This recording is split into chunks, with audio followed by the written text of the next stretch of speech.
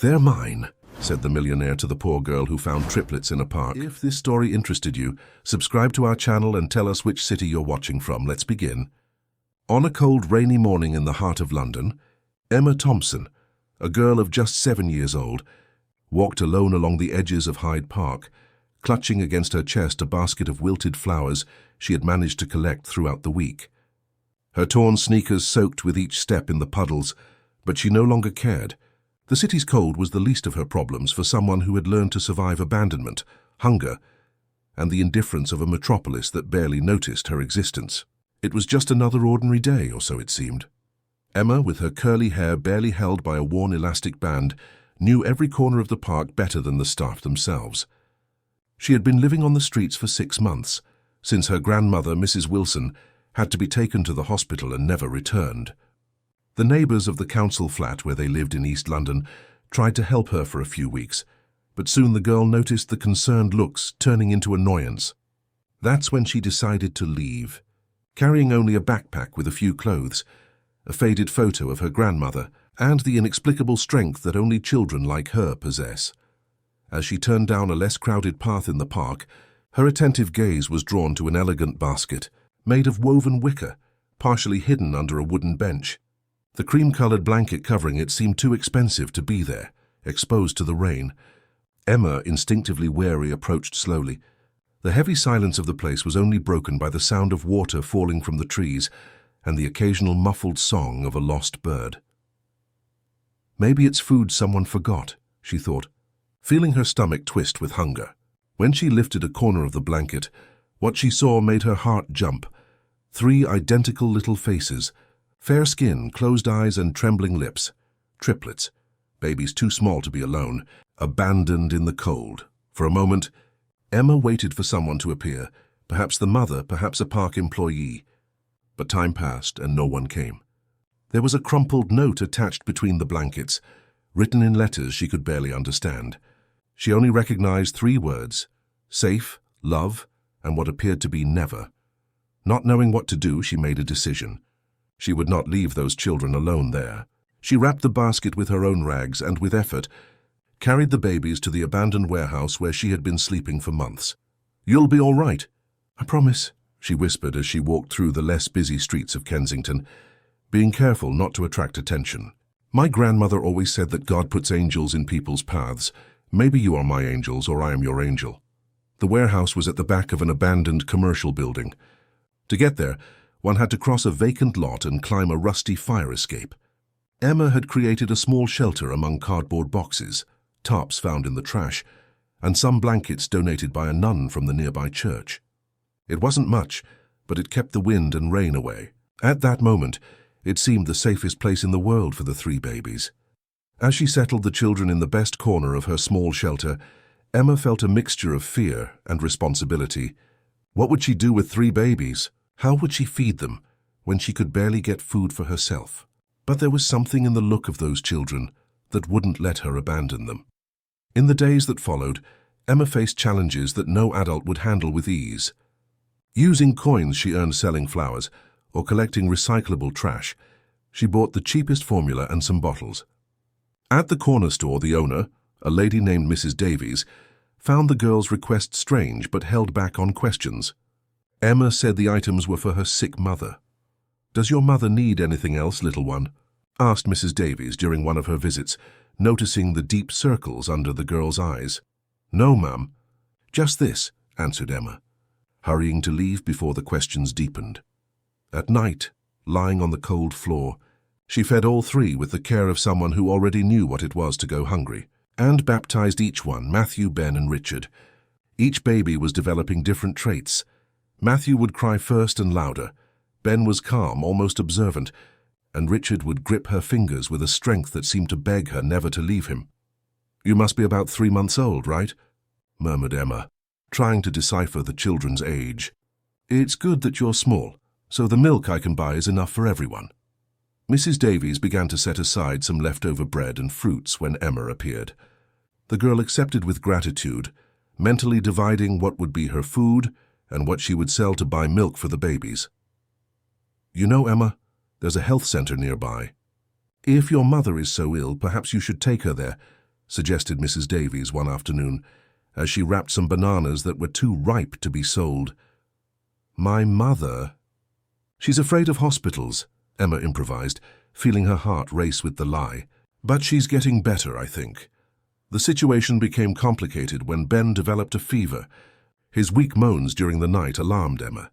Not knowing what to do, she wrapped him in her only clean sweatshirt and gently rocked him, singing the lullabies she remembered from her grandmother.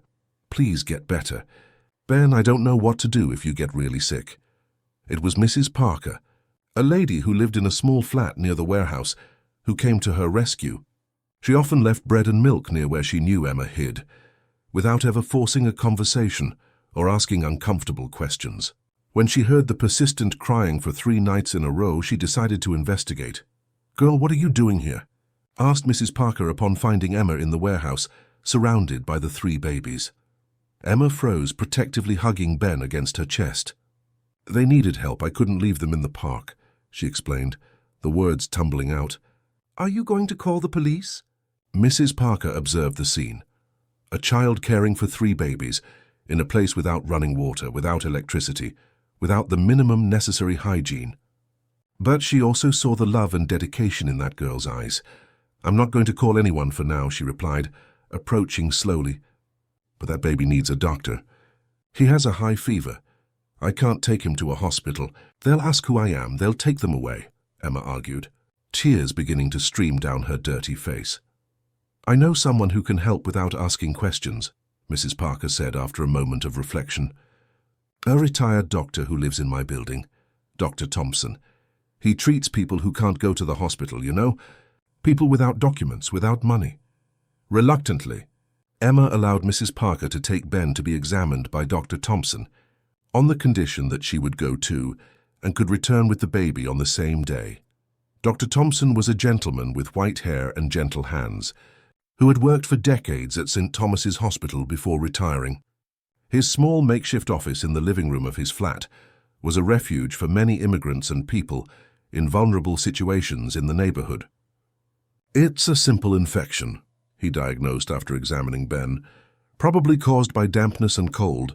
I'm going to prescribe an antibiotic, but these babies need a more suitable place. I take good care of them." Emma protested, feeling attacked. "I bathe them every day with water I get from the park tap. I change their nappies whenever I can." Dr. Thompson and Mrs. Parker exchanged concerned looks. "I don't doubt you're doing your best. A little one," he said, softening his voice. "But these are 3 very young babies. They need vaccines, medical follow-up. And you're also a child. I can't hand them over to anyone," Emma said, determined. "They have me now. We're a family." Mrs. Parker, realizing there was no point in pressuring the girl, proposed a temporary solution. "I have an empty maid's room in my flat. It's small, but it has a bathroom and a bed. You all can stay there for now until we think of something better." Emma hesitated. Trusting adults had never been easy for her. Since her grandmother fell ill, she had learned that promises were rarely kept and that kindness usually came with a price. But Ben's fragile state and the precarious conditions of the warehouse weighed on her decision. "Just for a few days," she finally agreed, "until Ben gets better." That night was the first in many months that Emma slept in a real bed. The little maid's room in Mrs. Parker's flat was simple, but it had hot water, electricity, and walls that didn't let the wind in. The old lady helped her improvise 3 small cribs from drawers lined with soft sheets and taught her how to properly prepare the babies. Formula. "My daughter had twins," explained Mrs. Parker, while showing how to hold the baby in the right position to burp. "It's not easy to take care of more than 1 baby at a time, and you're doing it alone with 3. "Do you have grandchildren?" asked Emma, noticing she had never seen children visiting the old lady. A shadow passed over Mrs. Parker's face. "My daughter and the children live far away, Portugal. It's been 2 years since I've seen them in person." There was something in the lady's tone that made Emma understand that perhaps it wasn't just distance that separated them, something more complex, more painful. "They seem to like you," commented the girl, watching how Richard quickly calmed down in Mrs. Parker's arms. "Children know how to recognize who loves them," replied the old lady, a smile, softening the deep wrinkles around her eyes. In the days that followed, a routine was established. Emma continued to go out for a few hours to sell flowers and gather recyclable material. While Mrs. Parker looked after the babies, Dr. Thompson visited them regularly to check the children's health and brought vaccines that he managed to divert from the health center where he still maintained contacts. Ben recovered quickly, but Emma's concern about the future only increased. How long could they remain like this, hidden? How long until someone asked questions, called the authorities, separated the four of them? Meanwhile, the city moved at another pace. James Williams, one of the richest and most influential businessmen in Britain, had been unable to sleep for days, consumed by anguish. His 3 children had disappeared after a car accident that left his ex-wife, Sarah, hospitalized in serious condition.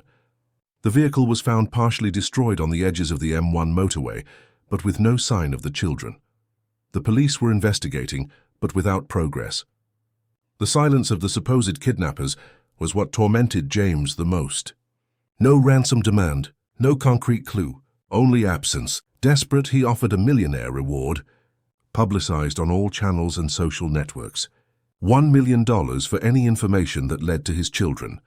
"We need to expand the search," insisted James, during a tense meeting with Detective Inspector Reynolds at the West London police station.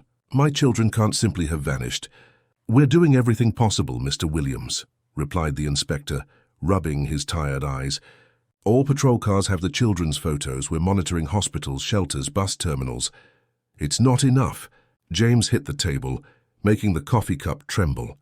"It's been 10 days. 10! My children are only 4 months old. Without proper care, they could—" His voice failed, unable to complete the thought. The inspector observed the man in front of him, always so powerful and controlled in economic news, now reduced to a bundle of nerves, unshaven beard, and deep dark circles. Fatherhood equalized all men, he thought. "There's something I need to ask, Mr. Williams, and you won't like it," began the inspector, choosing his words carefully. "Your ex-wife had just won custody of the children in court, correct? What are you insinuating?" James straightened in his chair, his eyes suddenly alert. "We're considering all possibilities, including that this kidnapping might have been commissioned." "For God's sake, Inspector, are you suggesting that I would kidnap my own children and then offer a $1 million reward to find them? What kind of logic is that?" The inspector maintained a firm gaze. "It's my job to consider all angles, even the most unlikely. I need you to understand that." James breathed deeply, trying to control his anger. "I love my children more than anything in this world. The custody dispute was fierce, yes, but I would never do anything to harm them. I just want to find them." As he left the police station, James was approached by dozens of journalists. Flashes fired from all sides as microphones were pushed in his direction. The disappearance of the Williams triplets had become the most discussed topic in the country. Conspiracy theories, opinions from security experts, and even psychics offering services to locate the children flooded the news and social networks. "Mr. Williams, is there any news about the children's whereabouts? Is there any suspect? Is it true that your ex-wife is in a coma and cannot help with the investigations? Do the doctors believe Sarah Mitchell will recover to be able to tell what happened?" James ignored all the questions, making his way to his car with the help of his driver and personal bodyguard Martin, a middle-aged man who had been working for the family for more than 15 years. "Home, Martin," he ordered, sinking into the back seat of the armored car. "Yes, sir, but didn't you have a scheduled interview with BBC News this afternoon? Your press officer called 3 times while I was waiting." "Cancel it." "Cancel everything." I can't do this today." On the way to his mansion in St. John's Wood, James observed the streets of London, examining every child, every group of people, every suspicious movement, with the irrational hope of spotting his children. How could 3 babies simply disappear like that? Who would have motives to take them? The inspector's question echoed in his mind. Would someone close to him, upset with the court decision that gave custody to Sarah, have taken an extreme action? His brother, Robert, had been furious with the outcome of the process. "She doesn't deserve those children," he shouted after the hearing. "She's just going to use the boys to drain your money, James." When he arrived home, Robert was waiting for him in the living room, a glass of whiskey in his hands. "How was it at the police station?" he asked directly. "Terrible. They have nothing. Absolutely nothing," replied James, throwing his jacket on the sofa. "And now they're insinuating that I might be involved." Robert choked on his drink. "That's absurd. You're spending millions to find them." "You know how it works, Robert. They need to investigate all possibilities." James paused, studying his brother's expression. "By the way, where were you on the day of the accident?" The silence that followed was laden with tension. Robert placed the glass on the table with excessive care. "Are you asking me if I had something to do with the disappearance of my own nephews?" His voice was low, controlled, but laden with indignation. "I'm just asking the same question that the police will eventually ask. You made it very clear what you thought about Sarah getting custody." Robert stood up, his eyes sparking with rage. "I was in Cambridge, in a meeting with investors for our new shopping centre. There are at least 50 people who can confirm my presence there all day." Before James could respond, his mobile phone rang. It was an unknown number. With his heart racing, he answered immediately. "Hello? Who is this? Mr. Williams?" It was a female voice, elderly, hesitant. "My name is Margaret Parker. I think I know something about your children." James's heart raced. After days of anguish and hopelessness, finally someone was calling with concrete information about his children. He held the phone so tightly that his knuckles turned white. "Ma'am, please tell me everything you know," he implored, gesturing for Robert to come closer. "Are my children all right? Are they hurt? Who took them?" On the other end of the line, Mrs. Parker took a deep breath. What she was about to do could change many lives, including her own. She observed Emma sleeping peacefully on the living room sofa, exhausted after days of caring for the babies. The girl deserved a better life, as did the children. "Mr. Williams, I need you to listen to me carefully," she finally said. "Your children are safe. They are being well cared for. But the situation is complicated." "What do you mean, complicated?" "They're my children. Tell me where they are and I'll go get them immediately." "It's not that simple," continued Mrs. Parker. "They were found abandoned. The person who found them has been caring for them as if they were her own children, risking everything to keep them healthy and safe." James closed his eyes, trying to process the information. Someone had found his children, and instead of returning them or contacting the authorities, decided to keep them. Anger began to take hold of him. "That's kidnapping," he exclaimed. "That person is illegally keeping my children." "Please calm down," asked Mrs. Parker, keeping her voice firm. "It's not what you're thinking. It's a child. A 7-year-old girl who found them abandoned and has done the impossible to care for them." "A child?" The confusion was evident in James's voice. "Are you telling me that my children, 4-month-old triplets, are being cared for by a 7-year-old girl?" "Exactly. And she's done an incredible job, given the circumstances. Without her, I don't know if your children would be alive today." James sat down, his legs suddenly weak. The mental image of his children in the hands of a child was too surreal. "Where are they now?" "I need to see them. They're in my flat. I've been helping the girl for the past few days. But, Mr. Williams, before I give you my address, I need you to promise me something. No police, no scandals. That girl has suffered enough already. How do you expect me not to involve the police? This case has been under investigation for days." "I understand your position, but think about this. If the police come, the girl will be taken to a children's home. She has already lost everything in her life, and now she will lose the only people she has become attached to in recent times. She needs protection, not punishment." James hesitated. His absolute priority was to recover his children, but the old lady's words touched him in some way. What kind of person would he be if he ruined the life of a child who apparently had saved his children? "All right," he finally agreed. "No police for now. Just me to verify if they are indeed my children. Afterwards, we'll talk about what to do with the girl." Mrs. Parker gave him her address, and they agreed that James would come alone, without bodyguards or driver, within an hour. After hanging up, Robert bombarded him with questions. Who was it? What does she know? Where are the children? Should I call the inspector? No? James raised his hand, imposing silence. A lady called saying my children are with her. Apparently a girl found them abandoned and has been caring for them since. Then, and you believe that? It could be a trap, James. Remember who you are, the money you have? It could be some scheme to kidnap you too. It's a risk I'm willing to take. I'm going to meet with her alone. No way, protested Robert. If you insist on this madness, at least take Martin with you. After discussing for a few minutes, James agreed to let Martin wait in the car, a few blocks away from the building indicated by Mrs. Parker. If something seemed suspicious, he would send a message, and the driver would alert the police. In the flat, Mrs. Parker gently woke Emma. "Little one, we need to talk about something important," she began, sitting next to the girl on the sofa. Emma rubbed her eyes, still sleepy. "Are the babies all right?" "Yes, they're perfectly fine." Sleeping peacefully. Mrs. Parker paused, searching for the right words. "Emma, remember when you told me about finding them in the park? Well, I think I've discovered who their parents are." The girl sat up suddenly, completely awake. "What do you mean? Who are they? How did you find out?" Mrs. Parker explained about the news on television, about the businessman desperately searching for his missing triplets, about the reward, and how the dates and descriptions matched perfectly. "And I called him," she finally admitted, closely watching the girl's reaction. Emma went pale. Her eyes filled with tears as she struggled to understand what this meant. "Are you going to hand them over? Are they going to take them away?" The girl's voice trembled, laden with pain. "I found them, Mrs. Parker. I cared for them when no one else wanted to. They are my family now." "I know, dear, I know," Mrs. Parker hugged her tightly.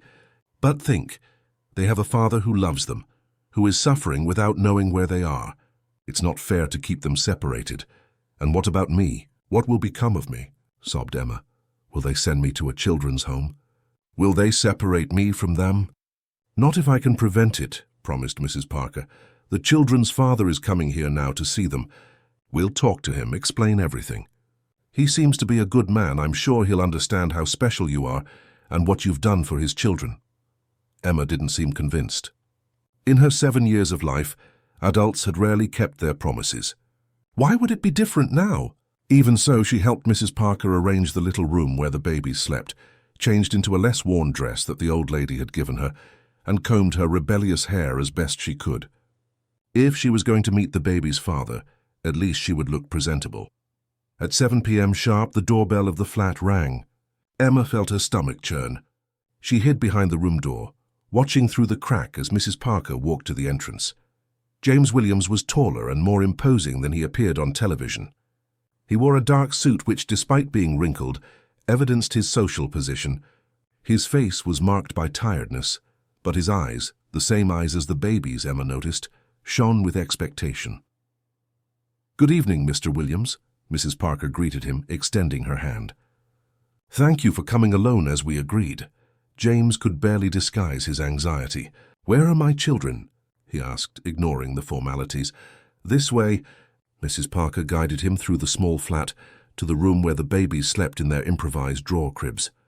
Upon seeing them, James let out a muffled groan. Tears began to stream down his face as he knelt between the small cribs. With trembling hands, he touched each of the babies, verifying if they were really there, safe and sound. "Matthew, Ben, Richard," he murmured, using the names Emma had given them. "Actually, they are Michael, Benjamin, and Robert," corrected James, without taking his eyes off his children. "How did you know they are boys?" "It was the girl who gave them those names," explained Mrs. Parker. "She didn't know their real names, obviously." At that moment, James finally noticed the small figure, partially hidden behind the door. Emma, realizing she had been seen, shrank back even more. "Is that her? The girl who found my children?" he asked, wiping away tears with the back of his hand. Mrs. Parker gestured for Emma to come closer. Reluctantly, the girl took a few steps forward, maintaining a safe distance from James. "This is Emma," introduced Mrs. Parker. "She found your children in Hyde Park about 10 days ago, abandoned in a basket. Since then, she has cared for them as if they were her brothers." James observed the girl, thin, small for her age, with large, frightened eyes that seemed to have seen more of life than any child should have. There was dirt under her bitten nails, and her dress, although clean, was clearly too big for her. "You saved my children?" he asked, softening his voice. Emma nodded, saying nothing. "Why didn't you look for the police or an adult?" "They would take them away," she finally responded, her voice almost a whisper. "Separate them, or leave them in a bad place. I know what those places are like." James felt a knot in his throat. What had this child been through to fear so much the institutions that should protect her? "Where are your parents?" he asked. "I don't have any. My grandmother took care of me, but she went away." Emma couldn't say more. The tears began to fall. "She's been living on the streets since then," added Mrs. Parker. "That's how she found your children. And even without having a proper place to sleep, without enough food, she shared everything she had with them. She sold the few things she owned to buy milk and nappies." James tried to process the information. The idea of a 7-year-old girl surviving alone on the streets of London was already hard to accept. To know that this same girl had taken responsibility for 3 babies was almost incomprehensible. "You are a very brave girl, Emma," he said finally, extending his hand towards her. "Thank you for taking care of my children when I couldn't." To everyone's surprise, including her own, Emma accepted the gesture, placing her small hand in his. "They are good babies," she said. "Ben was sick, but he's better now. Matthew cries louder, and Richard likes to hold your finger while he sleeps." One of the babies began to whimper, Michael, whom Emma knew as Matthew. By reflex, she ran to him, picking him up with a naturalness that surprised James. "He must be hungry," she explained, rocking him gently. "He usually wakes up first to feed." Mrs. Parker went to prepare a bottle while Emma calmed the baby, murmuring sweet words in his ear. James watched everything, fascinated by the obvious connection between the girl and his son. "You really know them well," he commented. "We spend all our time together," responded Emma, allowing Michael to grip her finger. "They are my family." The simplicity and pain contained in that phrase hit James like a punch. This child, abandoned by life, had found a purpose in caring for his children. And now he would come and take them away, leaving her alone again. Mrs. Parker returned with the bottle, but Emma had already calmed the baby, who went back to sleep in her arms. Carefully, she placed him back in the improvised crib. "Mr. Williams," began Mrs. Parker when they returned to the living room, "what do you plan to do now?" "Take my children home, obviously," he replied. "Call a doctor to examine them, inform the police they've been found." "And what about Emma?" insisted the old lady, placing a protective arm around the girl's shoulders. James hesitated. He hadn't thought about that yet. His only concern was recovering his children. "She can stay with you, can't she?" "Unfortunately, not officially," explained Mrs. Parker. "I don't have legal guardianship of her. If the police are involved, Emma will be taken to a children's home until her situation is resolved. Can't we know how the adoption system works in the UK?" The businessman ran his hand through his hair, clearly disturbed. "What do you suggest, then?" "That you take all 4 with you. At least until we decide the best legal path to follow." "All 4?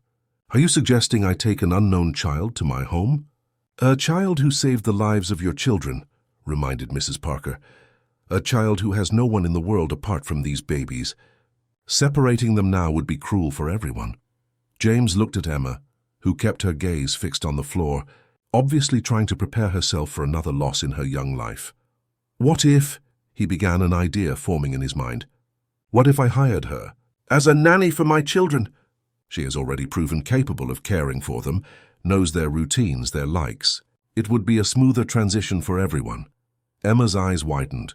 "Can I go with them, really? If Mrs. Parker agrees to accompany us, at least for the first few days, yes. I have plenty of space in my house, and it seems my children have already become attached to you."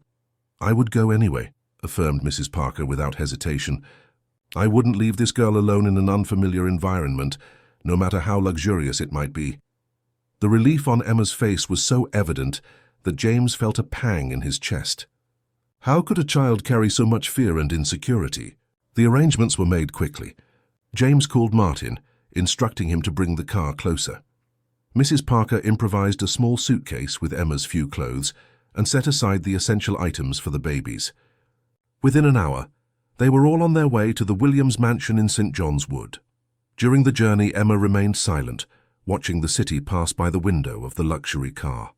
She had never ridden in a vehicle like this, with soft leather seats and windows that blocked out the street noise. Beside her, Mrs. Parker held her hand, offering silent support. "Is your house very big?" she finally asked, looking at James in the front seat. "Quite," he replied, turning to look at her. "It has a huge garden, a swimming pool, many rooms. I think you'll like it." "I've never lived in a real house," admitted Emma. Just in the council flat with my grandmother, and then... Well, then nowhere. James's heart tightened again. This child's reality was so distant from his own that he could barely comprehend it. The arrival at the Williams mansion was a shock for Emma. The electric gate opened to reveal an immense property, with perfectly maintained gardens and a house that seemed to come straight out of a film. Automated lights illuminated the path as Martin parked in front of the main entrance. You live here alone?" asked Emma, wide-eyed. "With the staff," explained James. "I have a housekeeper, 2 maids, a gardener, security guards." "It looks like a palace," murmured the girl, still not believing it. As they entered, they were greeted by a middle-aged woman, graying hair perfectly arranged in a bun, and an expression of absolute surprise at seeing the children in the arms of James and Mrs. Parker. "Sir, you found your children," she exclaimed, quickly approaching. "Why didn't you notify us? We would have prepared everything." "Their rooms still aren't ready, since you returned from your ex-wife's house." "Calm down, Mrs. Jenkins," asked James. "It all happened very suddenly. These are my children, yes? And these are Mrs. Parker and Emma, who have been caring for them for the past few days. They will be staying with us for a while." Mrs. Jenkins examined the newcomers with barely disguised curiosity. Her gaze lingered a bit longer on Emma, noting the simple clothes and disheveled hair. "I'll prepare rooms for everyone immediately," she said, recovering her composure. "And perhaps the ladies would like to take a bath and eat something. I can ask the cook to prepare a light dinner." "That would be perfect." "Mrs. Jenkins," agreed James, "and please, ask Martin to call Dr. Wilson. I want him to come and examine the children today, if possible." The housekeeper nodded and hurriedly left to carry out the orders. Emma, still dazzled by the surroundings, followed James through the corridors of the mansion as if in a dream. The children's area of the house had been recently decorated to receive the triplets. 3 identical cribs in light wood occupied a spacious room painted in soft tones of blue and green, a comfortable armchair for breastfeeding, a chest of drawers full of never-used clothes, a changing table equipped with everything babies might need. The contrast with the warehouse where Emma had cared for them was striking. "Will they sleep here?" she asked, carefully placing Richard, now Robert, in one of the cribs. "Yes, and you'll stay in the room next door." "To be close to them," replied James, settling the other babies. Emma ran her fingers over the polished wood of the crib, the soft clothes, the expensive toys she could never have provided for the babies. She suddenly felt inadequate, too small for this world of abundance. "They will be happy here," she murmured, more to herself than to James. He noticed the change in the girl's mood. "You can be happy here too, Emma, if you want to stay." Before she could respond, Mrs. Jenkins returned to announce that the bath was ready and clean clothes had been set aside for Emma. "I found some garments that the cook's daughter left here," she explained. "They should do for now. Tomorrow we can buy new clothes." The room assigned to Emma was larger than Mrs. Parker's entire flat. A queen-size bed with a canopy, a flat-screen TV, a private bathroom with separate bathtub and shower, luxuries the girl had never imagined existed outside of films. "Is everything for me?" she asked, incredulous. "Everything for you," confirmed Mrs. Jenkins, trying to hide a smile at the girl's astonishment. "The towel is in the bathroom along with soap and shampoo. There's a new toothbrush, too. Dinner will be served in an hour." When Mrs. Jenkins left, Emma simply sat on the edge of the bed, feeling completely out of place. Mrs. Parker, who had been watching from the door, approached and sat beside her. "A lot to take in all at once, isn't it?" she asked kindly. Emma nodded, unable to express in words the whirlwind of emotions she felt. "You deserve this, you know. You deserve to be taken care of, to have comfort, security. All children deserve it. What if he changes his mind? What if he decides he doesn't want me here after the babies get used to the house?" "I don't think that's going to happen," Mrs. Parker reassured her. "He seems genuinely grateful for what you did. And the babies have clearly gotten used to you. It would be cruel to separate you now." "But what if it happens anyway?" insisted Emma, fear evident in her voice. Mrs. Parker held her small hands between her own. "Then I'll be there for you, always, I promise." It was too big a promise for a child who had already lost everything once. But at that moment, Emma allowed herself to believe. Downstairs, James was making an important call. "Inspector Reynolds?" "This is James Williams. I need you to come to my house immediately. I found my children. There was an explosion of questions from the other end of the line. One, yes, they're fine. No, it wasn't a conventional kidnapping. It's a complicated story that I prefer to tell in person. And Inspector, come alone, please. No patrol cars, no uniform. It's a delicate situation. As he hung up, James found Robert standing at the door of the library, his face pale with shock. Is it true? You found them? James nodded with a tired smile on his lips. They're upstairs sleeping. It's them, Robert. They're fine. How? Where were they? Who took them? Nobody took them, explained James. They were found by a street child, the 7-year-old girl who cared for them for 10 days alone. Robert frowned, clearly skeptical. A street child? And you believe that? There must be adults involved, James. Nobody abandons 3 babies for a child to find by chance. It's exactly what I intend to find out. The inspector is coming so we can talk. And the girl? Where is she? Here, I invited her to stay, along with the lady who helped her these past few days. Robert's eyes widened. You brought a street child into your house? Have you lost your mind? What if it's part of a bigger plan? What if they're using that child to gain access to your fortune? For God's sake, Robert. She saved my children. The least I can do is offer a roof and food while we decide what to do. What needs to be done is simple. Call social services and hand her over to those who know how to handle these cases. Your responsibility is to your children, not to some random child who appeared along the way. James felt anger growing. She's not some random child. She's the person who kept my children alive when no one else found them. When the police and all my resources failed. And I'm not going to simply throw her back onto the street out of fear or prejudice. The 2 brothers stared at each other in tense silence for a few seconds, until Robert looked away. Do as you wish. You always do. I just hope you don't regret this decision. At that moment, the doorbell rang. Inspector Reynolds had arrived sooner than expected. Emma, freshly bathed and wearing clean clothes for the first time in weeks, looked out the window of her room and saw an unknown man being received at the entrance of the mansion. Something in his formal way of dressing, in his upright posture, screamed authority. Her heart raced. Mrs. Parker, she called, her voice trembling. I think there's a policeman here. The old lady, who was in the next room checking on the babies, came quickly. What do you mean, dear? They're entering the house. He looks like police. They're going to take me away. The panic was evident on the girl's face. Mrs. Parker hugged her firmly. Calm down, little one. Mr. Williams promised he wouldn't call the police to take you away, remember? It must be just a visit. What if he lied? Adults lie all the time. Not all of them, replied Mrs. Parker. Some keep their promises. Let's give Mr. Williams a chance, all right? If he breaks his word, I'll take you out of this house myself, and we'll find another place to stay. Downstairs, James was receiving Inspector Reynolds in his library, offering him a whiskey that was promptly refused. I'm technically on duty, explained the inspector. Now tell me everything. How did you find your children? James related the events of the past few hours. Mrs. Parker's call, the meeting at the flat, the discovery that his children had been cared for by a street child during all that time. That's extraordinary, commented the inspector when James finished.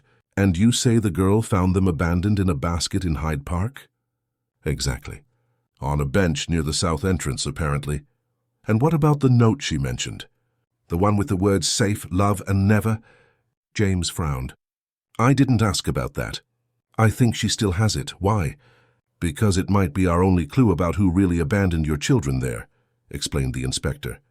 What if it wasn't a random abandonment? What if someone placed them specifically there, knowing they would be found? Are you suggesting that Sarah's accident wasn't an accident? That someone planned all this? The inspector sighed, rubbing his forehead. At this moment, Mr. Williams, I'm not ruling out any possibility. We need to speak with the girl and see that note.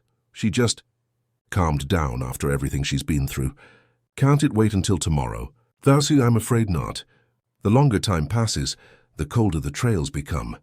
And if there's someone out there who deliberately put your children at risk, we need to find them before they try again. James knew the inspector was right, as much as he wanted to protect Emma from more stress. He asked Mrs. Jenkins to call the girl and Mrs. Parker to the library.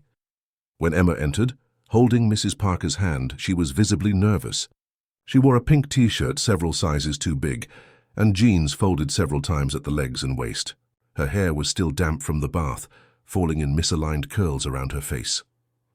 "Emma, this is Inspector Reynolds," introduced James, keeping his voice calm and friendly. "He's investigating the disappearance of the babies and needs to ask some questions to understand what happened." The girl looked at the inspector with evident distrust, holding more firmly to Mrs. Parker's hand. "I'm not afraid of inspectors," she declared, her chin raised in defiance, completely contradicting her body language. "I didn't do anything wrong." "Of course not, young lady," agreed the inspector, crouching to be at her eye level. "In fact, you did something extraordinary. You saved 3 babies and cared for them alone. That requires a lot of courage and love." Emma relaxed a bit but kept her guard up.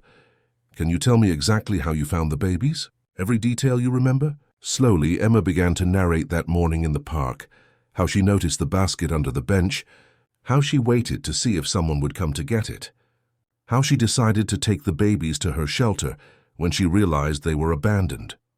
"And there was a note, right?" asked the inspector gently. "Do you still have it?" Emma hesitated, looking at Mrs. Parker for guidance. The old lady nodded, encouraging her.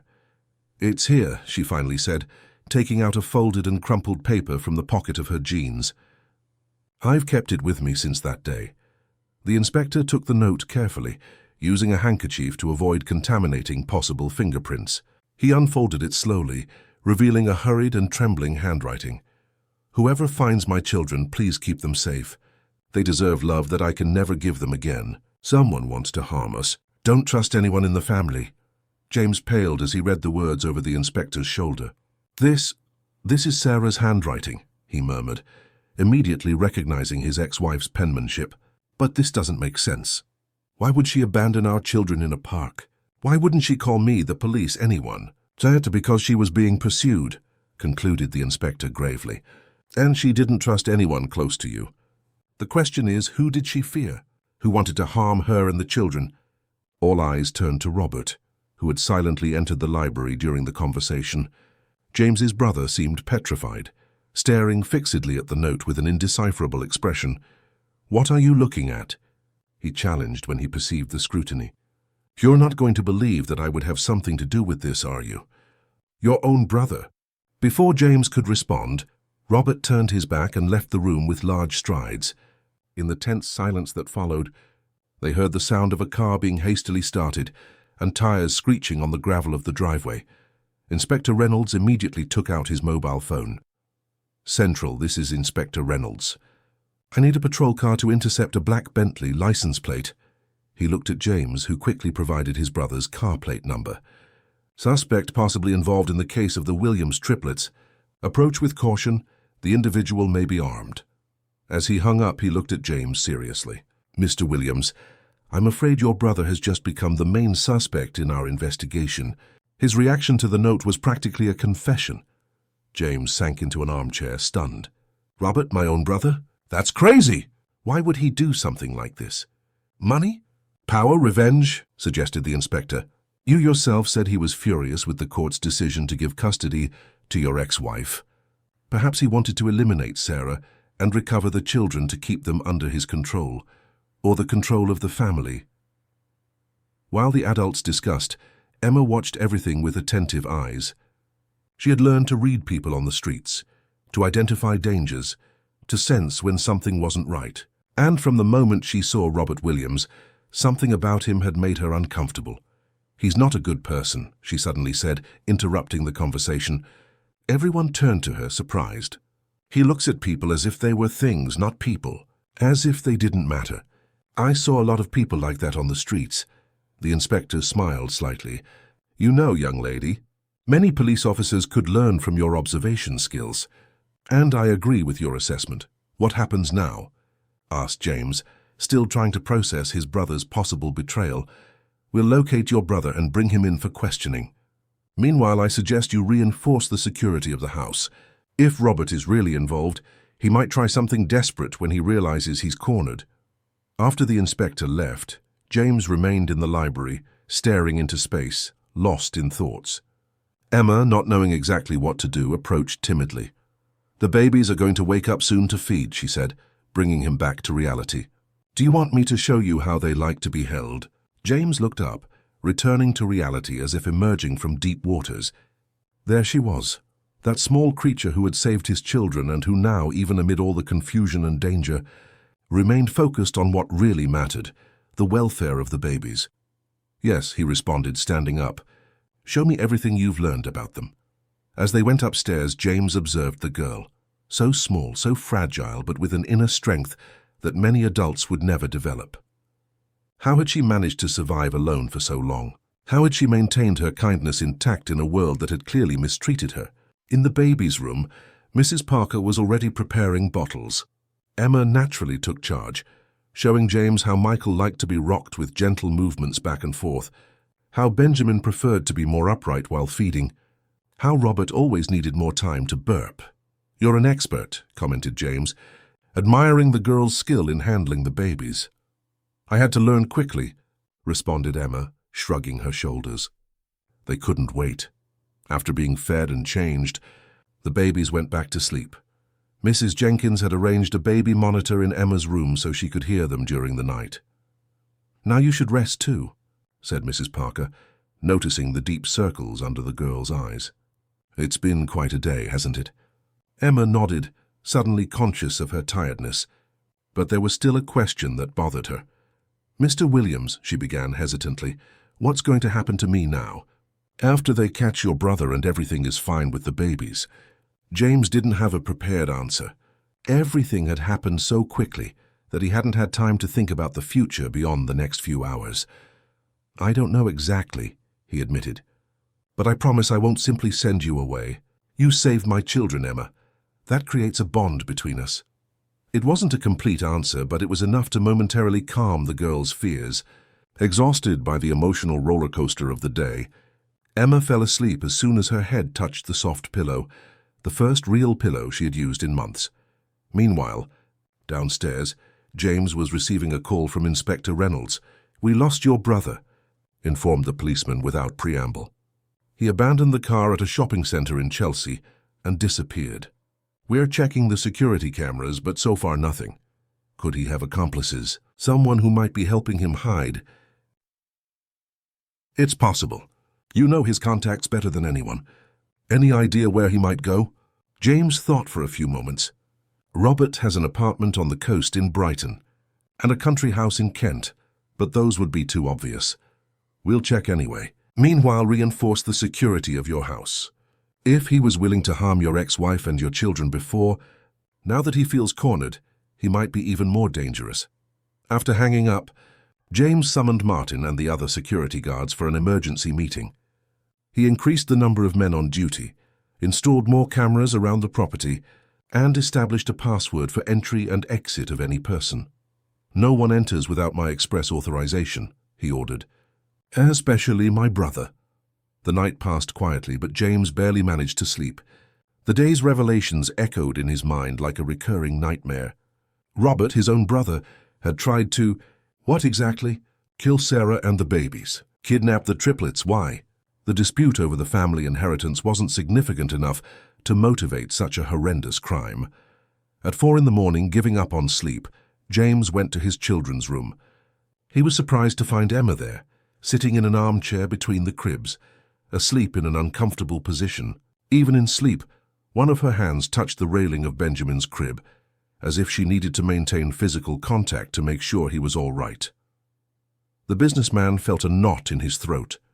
This child, who owed nothing to his children, who barely had enough for herself, had dedicated everything she had to protect and comfort them. How could he ever repay such a sacrifice? Careful not to wake her, James took a blanket and covered Emma. She moved slightly but didn't wake up. In the dim light of the teddy bear lamp, her face looked even younger and more vulnerable. The next morning, the house awoke with the typical bustle of a residence with babies. Mrs. Jenkins and Mrs. Parker worked together in the kitchen, preparing bottles while Emma helped James change nappies and clothes for the triplets. "You're very good at this," commented the girl, observing how James skillfully dressed Robert. "Better than I was when I started. I had some practice before," he explained, smiling. "In the first days after their birth, before Before Sarah and I separated. The mention of his ex-wife brought a shadow to James's face.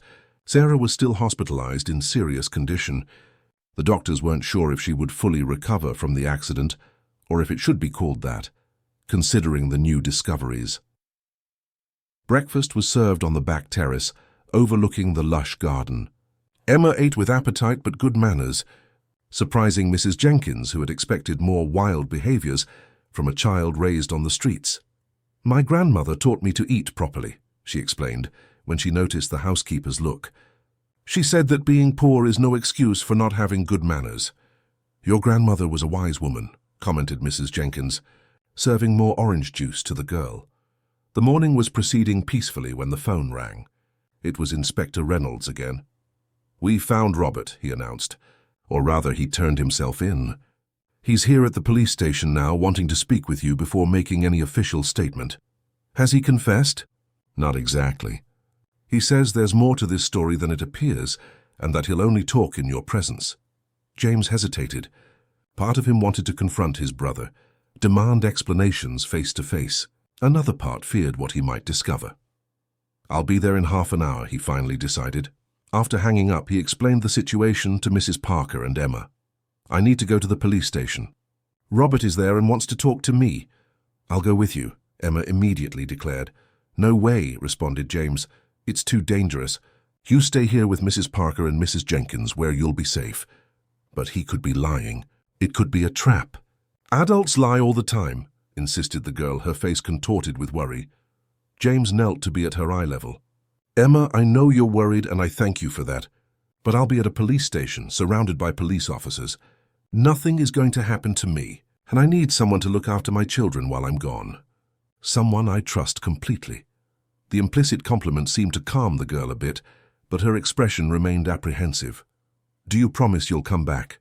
The simplicity of the question deeply affected James. How many times had people left Emma's life without ever returning? "I promise," he responded with a seriousness he usually reserved for his most important contracts, "and I never break my promises." At the police station, James was led to an interrogation room where Robert was waiting. His brother seemed to have aged years in just one day. Deep dark circles, unshaven, wrinkled clothes. "You came," said Robert when James entered, a slight relief in his voice. "I thought you might never want to see me again." "I want explanations, Robert. The truth. No more games." Inspector Reynolds observed the interaction through the one-way mirror, while a clerk recorded everything. "The truth is more complicated than it seems," began Robert, rubbing his tired face. "Yes, I knew the babies were in the park. Yes, I was the one who put them there." James felt his blood freeze. Hearing the confession directly made it all the more real and painful. "Why? Why do this to innocent children? To my children, your own nephews? To protect them," exclaimed Robert, a flash of desperation in his eyes. "You don't understand, James. It wasn't what you're thinking." "Then explain it to me." Robert breathed deeply, like someone preparing to reveal a long-kept secret. "Sarah sought me out a week before the accident. She was terrified. Said someone was following her, that she had received threats. She believed she and the babies were in danger. And why would she seek you of all people? You hated each other," because the threats mentioned the Williams family. "She thought that maybe I knew something, that I could help her understand what was happening." James frowned, skeptical. "And you helped her? You who did everything possible to make her lose custody?" "At first I didn't believe her," admitted Robert. "I thought it was just another of her manipulations to get more money, or to reverse the decision to move abroad with the babies." She was going to move. James seemed genuinely surprised. Yes, to France. She had a job waiting for her there, wanted to start anew away from everything. That's why exclusive custody was so important. This was new information for James. Sarah had never mentioned plans to leave the country with his children. "Continue," he ordered, trying to maintain focus on the main issue.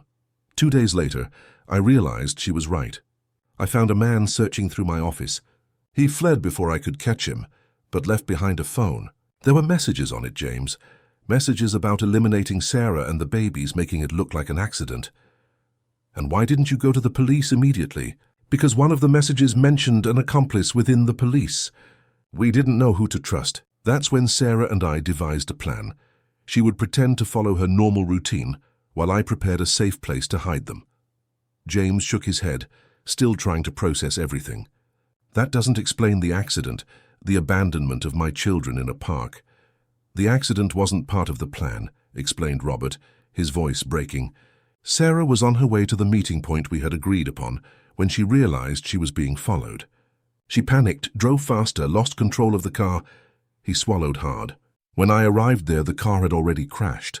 Sarah was unconscious but alive. The babies were frightened but unharmed. I heard sirens in the distance and knew I couldn't wait for the police, and not knowing there might be a corrupt police officer involved. So you took my children from the crashed car and abandoned them in a park. The incredulity and anger were evident in James's voice. I didn't abandon them, protested Robert. I carefully chose that location. It was a bench frequented by mothers and nannies near the park entrance, very visible. I knew they would be found in minutes.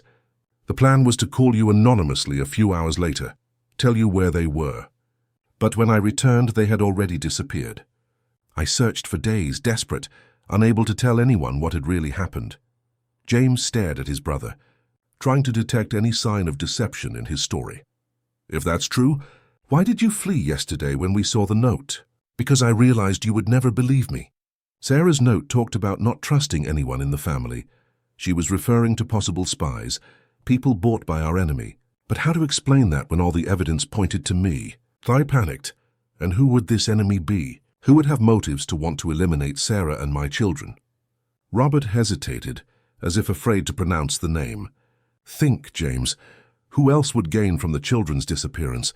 Who was furious with your decision to leave the majority of the company to your children in your will, instead of following the family tradition?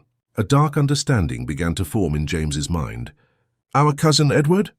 He always considered himself the legitimate heir to William's enterprises. When you married Sarah, he tolerated it. When you had the triplets and rewrote your will, it was the last straw. That's a very serious accusation, intervened Inspector Reynolds, entering the room. He had been listening to everything from the observation room. Do you have any evidence of Edward Williams's involvement? The phone I found in my office, responded Robert. It's hidden in the safe of my country house, along with copies of the messages I photographed. The inspector made some quick notes. We'll verify immediately. Meanwhile, you remain in custody for your own safety. And Sarah's, added Robert. If Edward discovers that she might wake up at any moment and identify him, the inspector nodded gravely.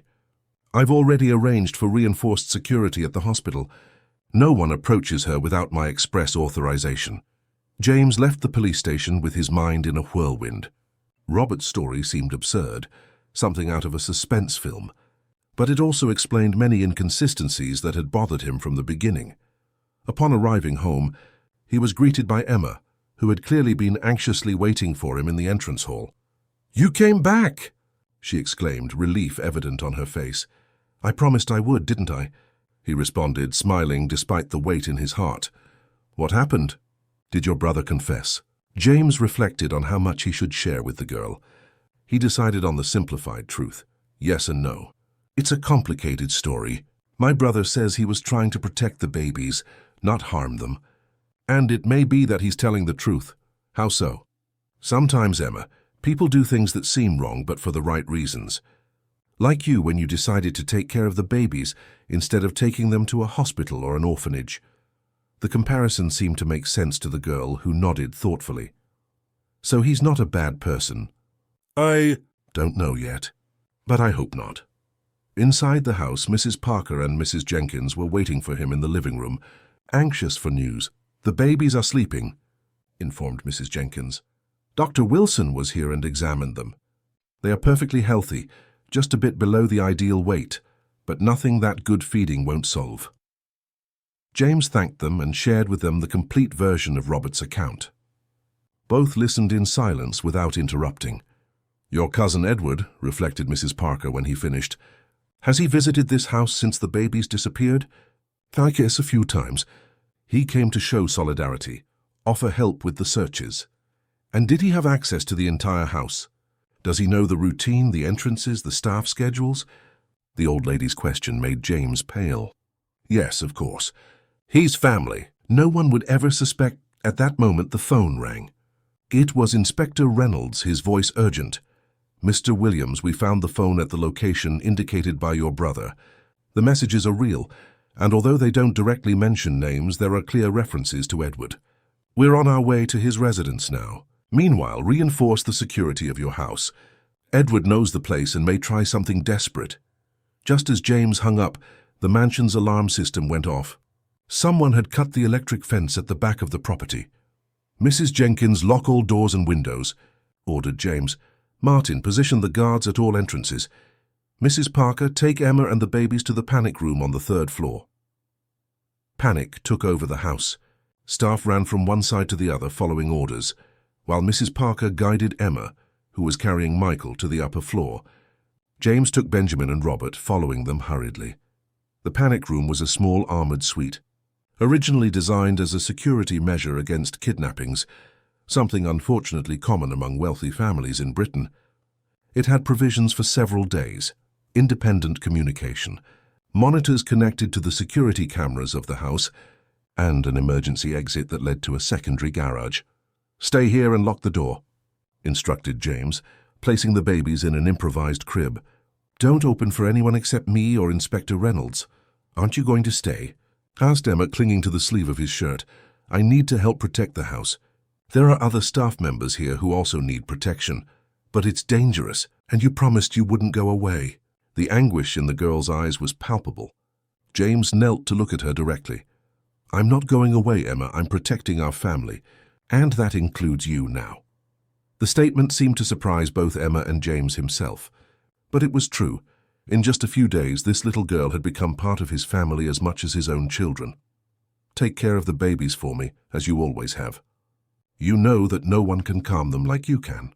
Reluctantly, Emma released the sleeve of his shirt and nodded. James gave a quick kiss on the forehead of each baby and another on Emma's forehead before leaving, locking the armored door behind him. Downstairs, chaos had broken out. One of the kitchen windows had been broken. 2 security guards were already down, unconscious. And in the middle of the living room, Edward Williams was wielding a gun, pointing it directly at Mrs. Jenkins, who was visibly trembling. "Where are the children, James?" demanded Edward upon seeing his cousin coming down the stairs. "This time I'm going to finish what I started." "It's all over, Edward," responded James, keeping his voice calm despite his racing heart. "The police are on their way. They found the evidence in Robert's safe. They know it was you." Edward laughed, a cold sound without humor. "So what? By the time they get here, I'll have finished the job and disappeared. No one will find me. Why, Edward? Why do this to innocent children?" "Innocent?" Edward practically spat the word. "They are proof of your betrayal to the family. Since you met that woman, you have been disrespecting all our traditions. Williams Enterprises has always passed from man to man, from generation to generation. And you decide to leave everything to 3 babies who can't even say Williams yet. Is that it? All this for money?" "It's not just money. It's legacy, it's tradition. My father worked alongside yours for decades, always a second in command. When your father died, mine should have taken over. But no, you had to be the favorite, the chosen one, just because you had the right last name." While Edward vociferated, James noticed a subtle movement in the lateral corridor. Martin was approaching silently, a gun in hand. "And what did you intend to do after getting rid of my children? Do you really think I would leave the company to you?" "You would be next, obviously," responded Edward with a sick smile. "A tragic accident. Shortly after the loss of your children, the entire city would feel your pain, would say it was grief that took you. And I, as the closest relative, would take control of everything, as it always should have been." "You're sick, Edward." "Sick? No, James. I'm just a businessman making tough decisions for the good of the company. Now, for the last time, where are the children?" At that moment, sirens began to sound in the distance, rapidly approaching. The police were arriving. Edward seemed to realize that his time was running out. "No more talk," he declared, cocking the gun. "You're going to take me to the babies right now, or your housekeeper here gets shot." Mrs. Jenkins sobbed, closing her eyes in terror. James stepped forward, trying to buy time. "All right, Edward. You win, they're upstairs. I'll take you to them. You go in front. And no tricks." As they climbed the stairs, James desperately tried to think of a plan. He couldn't take Edward to the panic room. He couldn't risk Emma and his children. But he also couldn't simply leave Mrs. Jenkins behind as a hostage. On the second floor, Edward was becoming increasingly impatient. "Where are they?" "We don't have all night." "In the master bedroom at the end of the hallway," lied James, gaining a few more seconds. When they reached the door of the bedroom, Edward pushed James inside violently. "Where are they?" "There's no one here." "They're hidden," James continued, bluffing. "In the closet behind the panels." Edward pushed Mrs. Jenkins aside and advanced towards the closet, momentarily distracted. That's when Martin, who had followed them silently, made his move. With a quick movement, the guard shot, not at Edward but at the gun in his hand, disarming him. Edward screamed in pain when the shot hit his hand. Before he could react, Martin was already on top of him, immobilizing him against the floor. James ran to help Mrs. Jenkins, who was trembling uncontrollably. "It's all right now," he murmured, embracing her. "It's over." Minutes later, the police stormed the mansion. Inspector Reynolds was leading the operation, accompanied by several heavily armed officers. "We arrived in time." "I see," he commented, observing Edward handcuffed and bleeding on the floor. "Barely," responded James, still trying to control the adrenaline. "He was going to kill us all." Edward was taken into custody, shouting threats and incoherent accusations. Paramedics attended to the injured guards and Mrs. Jenkins, who refused to be taken to the hospital. "I have work to do," insisted the housekeeper with surprising firmness. "Those children need me." Only when the situation was under control did James finally return to the panic room to get Emma, Mrs. Parker, and the babies. Upon opening the armored door, he found a scene that deeply moved him. Emma had gathered all 3 babies on a double bed, lying among them like a protective barrier. Even with all the tumult outside, she had managed to make them sleep. "Is it over?" she asked in a whisper, careful not to wake the little ones. "It's over," confirmed James. "The bad man is gone forever. You're all safe now." The next day, Inspector Reynolds returned to the mansion to update James on the investigation. Edward had confessed everything in exchange for a plea deal, confirming Robert's version and completely exonerating him. "Your brother will be released today," informed the inspector. "What do you intend to do?" "Invite him to come here, of course," responded James. "He tried to protect my family even when I suspected him. The least I can do is offer him shelter while everything gets resolved." The inspector nodded, satisfied. "And what about the girl? Emma? Have you decided what to do with her?" James looked out the window, towards the garden where Emma was playing with the babies under the watchful eye of Mrs. Parker and Mrs. Jenkins. In the last 48 hours, she had proven to be more loyal, brave, and loving than many adults he had known in his entire life. "I'm going to adopt her," he declared firmly. "If she wants, of course. She's already part of this family as much as my children are." "It won't be an easy process," warned the inspector. "She has no documentation. Her legal situation is complicated. It could take years until the adoption is finalized." "I have all the time in the world," responded James, "and all the necessary resources to ensure it's done correctly." When the inspector left, James went to the garden. Emma was sitting on the grass, showing a butterfly to Michael, who was widening his eyes in fascination. Benjamin and Robert were crawling nearby, exploring the flowers under Mrs. Jenkins's supervision. "Emma," he called softly, "can I talk to you for a minute?" The girl stood up, handing Michael to Mrs. Parker's care, and approached. "Did I do something wrong?" she asked, insecurity still present in her voice. "No, not at all," assured James. "In fact, I want to ask you a very important question." They sat on a stone bench in the shade of a leafy apple tree. James carefully chose his words. "Emma, in these last few days you've become a very special person to me and my children.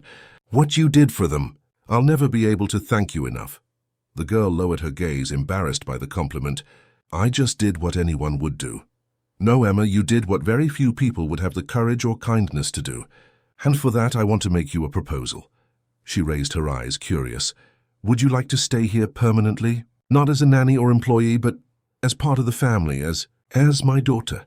Emma's eyes widened in surprise. "You want to adopt me?" "Yes, I want you to have a home, a family, to never again have to worry about where you'll sleep or what you'll eat. I want you to grow up alongside the boys as their sister, but only if that's what you want too." Tears began to stream down the girl's face. For a terrible moment, James feared he had made a mistake, had presumed too much. But then Emma threw herself into his arms, sobbing against his shoulder. Yes, I want to stay here. I want to be part of the family. James hugged her tightly, feeling his own tears escape. Something that had broken inside him when his children disappeared now began to heal, not just from the recovery of the babies, but from the unexpected addition of this small and extraordinary girl to his life.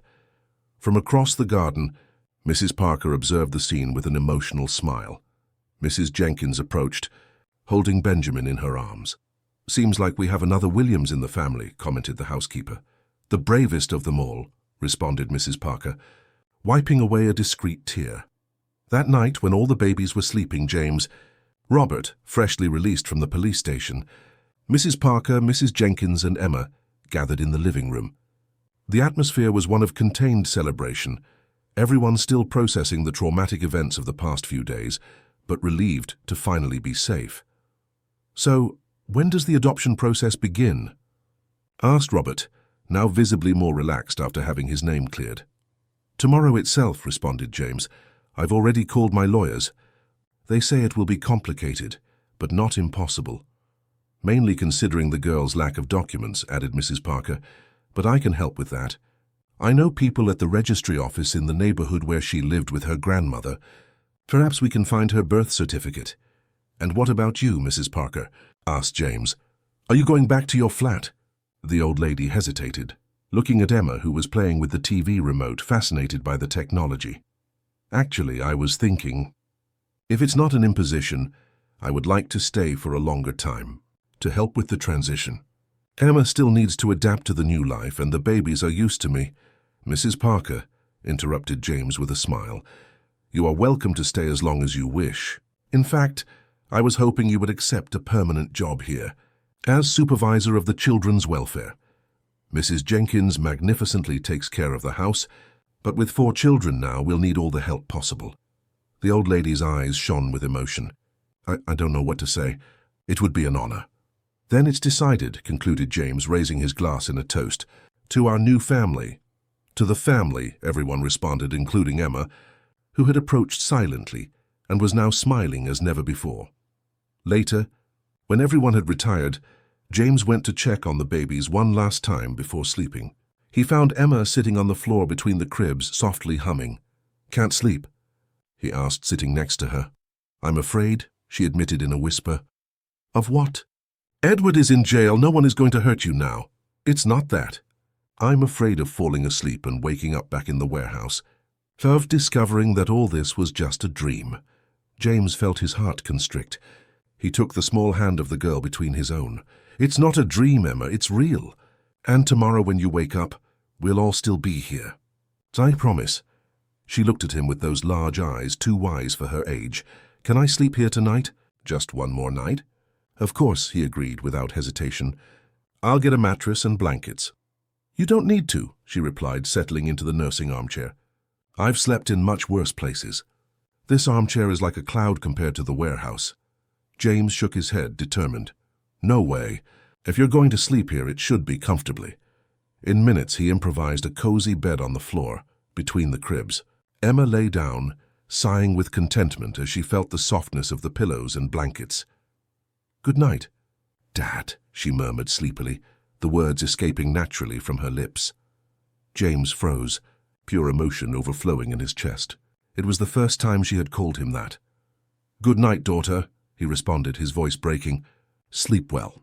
And that night, under the same roof, 4 children, 3 who shared his blood and 1 who had conquered his heart, slept in peace, finally safe and unconditionally loved. 5 years passed since that fateful night when Emma finally found her home. The Williams mansion, once a place of cold elegance and formality, now overflowed with life and joy. Children's laughter echoed through the corridors. Small handprints decorated walls that were once impeccable, and colorful toys occupied every available corner. Emma, now 12 years old, had flourished in ways that no one could have predicted. The distrustful, skinny girl from the streets had given way to a self-confident preteen with an easy smile and a generous heart. Her curly hair, once disheveled, now fell in well-cared-for waves to the middle of her back. Under the care of James, Mrs. Parker, and Mrs. Jenkins, she had recovered not only her physical health, but also the ability to trust and love without reservations. The triplets, now 5 years old, adored their older sister. For Michael, Benjamin, and Robert, there was no greater heroine in the world. She was the one who told the best stories, invented the most fun games, and always knew when they needed a hug or a word of encouragement. The bond between them transcended blood. It was forged in memories that none of them consciously remembered, but that were somehow engraved in their souls. That sunny Sunday morning, the family gathered for a picnic in the garden of the mansion. James, now less of a workaholic and more present, spread a large checkered blanket on the grass, while Mrs. Jenkins organized food baskets. Mrs. Parker, who had ended up becoming a surrogate grandmother to all 4 children, supervised the boys as they tried to fly a kite. "More string, Ben," instructed Emma, running a few steps ahead of her brother. "Let the wind catch it properly." Benjamin, the quietest and most observant of the 3, followed the instructions with absolute concentration. Michael, always competitive, was already preparing his own kite, determined to make hers look small. Robert, the most affectionate, was more interested in helping Mrs. Parker organize the sandwiches, always looking for ways to please others. James observed the scene with a serene smile. How his life had changed. The company continued to prosper, but now it occupied a different place in his priorities. The succession of traumatic events 5 years ago had completely reoriented his internal compass. Money and power meant little when compared to the well-being and happiness of his children. The process of adopting Emma had been surprisingly faster than expected. The story of the girl who saved the Williams triplets touched hearts even in the most bureaucratic sectors of the judiciary. The judge responsible for the case, moved by the courage of the small heroine, expedited the process, and in less than a year, Emma officially became a Williams. The media had tried to turn the story into a media circus, but James used all his resources to protect the children's privacy. Some controlled interviews, some official photos, and soon public interest turned to other matters, just enough for society to know the extraordinary story of courage and love, without exposing the most intimate or traumatic details. "Dad, look! It's flying." Benjamin's enthusiastic voice cut through James's thoughts. The kite was dancing gracefully in the sky, guided by the skillful hands of Emma and Benjamin. "I can see, champion." "You did it!" Michael, determined not to be left behind, ran to his father. "Help us too, Dad. Ours has to fly higher than theirs." James laughed, allowing himself to be involved in the friendly competition. As he helped the 2 boys prepare their kite, he couldn't help but think about how each of the triplets, despite their identical appearance, had developed such distinct personalities. Michael, the natural leader, always wanting to be first and best. Benjamin, the thinker, quiet and introspective, absorbing everything around him. And Robert, the peacemaker, more concerned with others' feelings than with his own achievements. And above them all, like a guiding star, was Emma. Her influence on her brothers was undeniable. Her compassion, born on the harsh streets of London, taught them about empathy in a way that no elite school ever could. Her resilience inspired them to never give up in the face of challenges. And her unconditional love showed them the true meaning of family.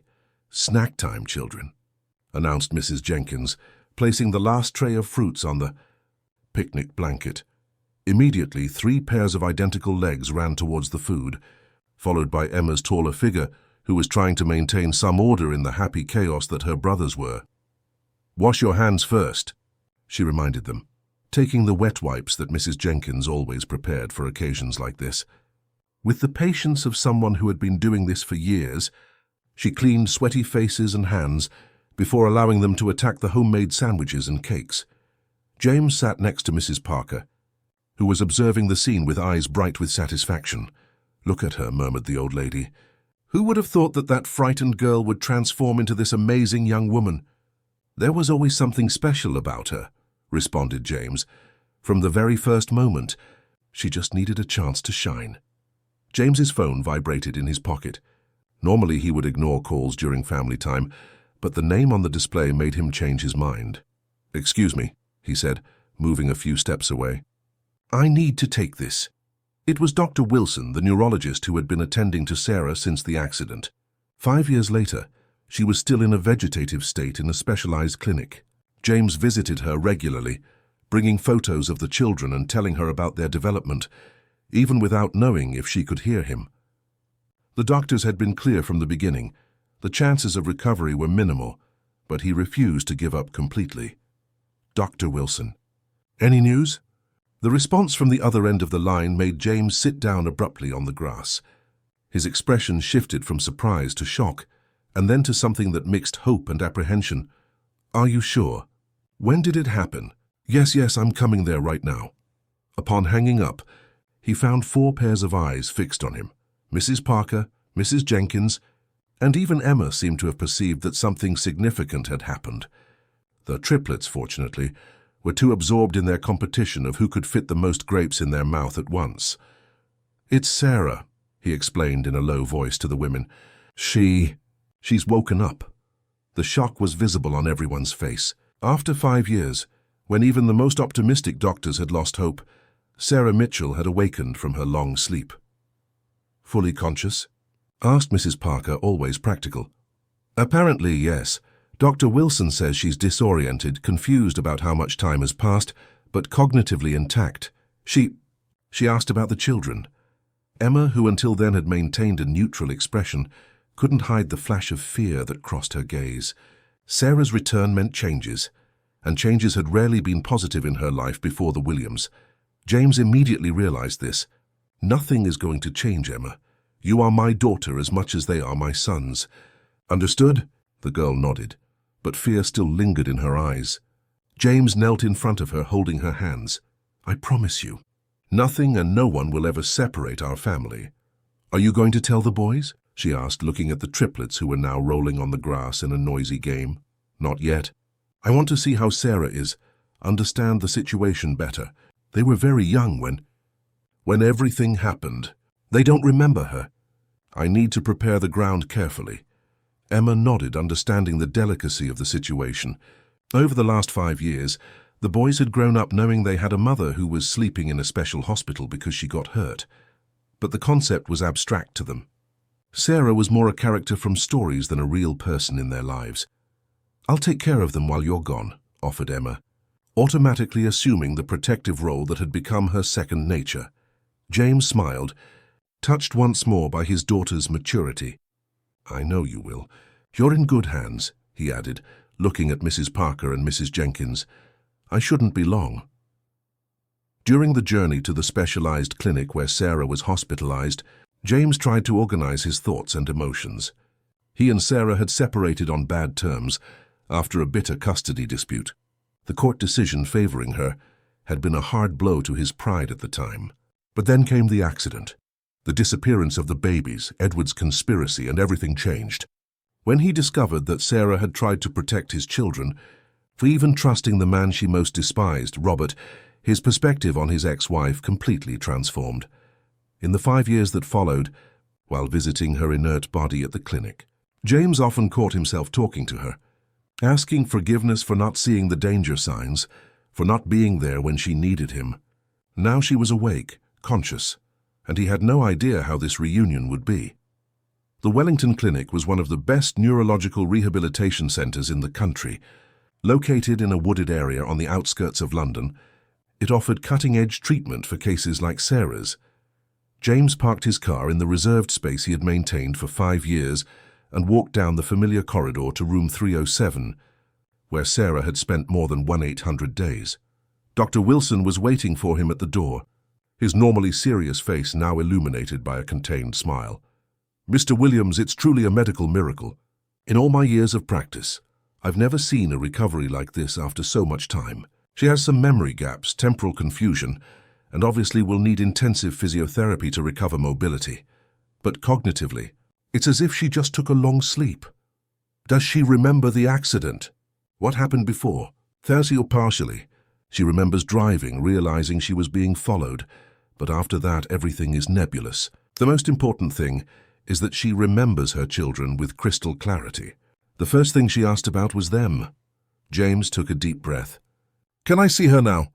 Yes, but keep the conversation light if possible.